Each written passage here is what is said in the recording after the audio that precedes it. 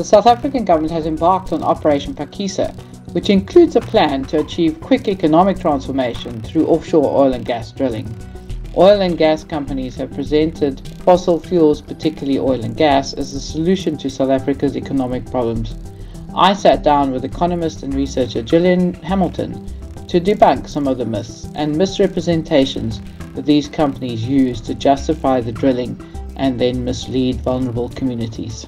Companies that come in to do the exploration overvalue the resources, and so then the governments take out more debt and they look for and they take out bigger loans to try and access these resources. So these companies go into these countries go into much bigger debts, and at the same time the governments aren't actually earning the money that they thought that they were going to earn, partially because it takes much longer to take these resources out of the ground than they expected, but also because, just like we said, there is less of the resource and the taxes that they make from these resources are far fewer, far lower. And so what we actually expect in South Africa, the economic research has shown that the long-term impact on our GDP and that long-term impact in South Africa would be a negative impact. And I think what really worries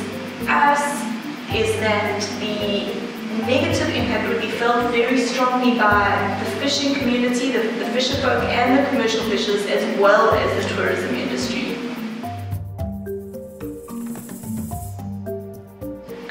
Minister Mantashe was very proud in saying that the oil and gas industry is here, it's a game changer, it's created so many jobs, and the amount of jobs he said can be created was 195 South African professionals with specialized skills have had jobs from the oil and gas industry.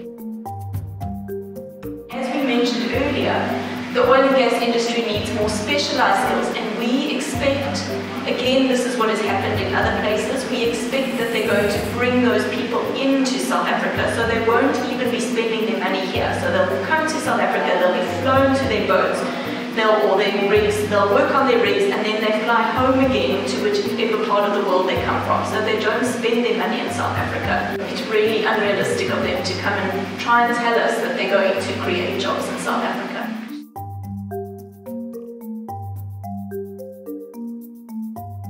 First of all, we have to stop saying that GDP growth is going to be the answer to our solutions. We have had increased levels of growth, and yet we still don't have full employment in South Africa. So if we say growth is no longer the main aim of our government, then what are the other things that we can do to think about how South Africa can develop into a more equitable and just society? And that means people having access to both income and the resources to create this income. I personally don't always like putting the onus on individuals, because I think it's really unfair for individuals to feel guilty about a system. But I do think that you should be part of seeing how we could collectively change the system.